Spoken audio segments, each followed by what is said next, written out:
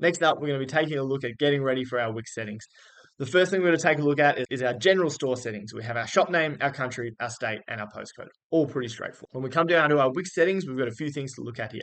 Status when uploaded. Status when uploaded is either going to be hidden or visible. I would recommend hidden for your first few times, just so you can get used to the program and make sure everything's working correctly. Then we've got our customizable settings. We can set a custom title. For our custom title, it's by default going to look something like this.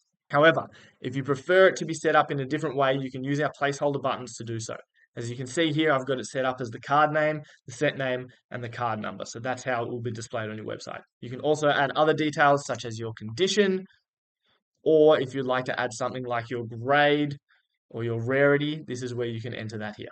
The next thing we can customize is our collection name. This can be really handy if you want to automatically sort all your cards by set. You can put them into collections by using the set name placeholder. If you prefer to use something different and not use the placeholders, you could use something like single cards or English singles. Any type of collection that you might use, you can add to these cards automatically.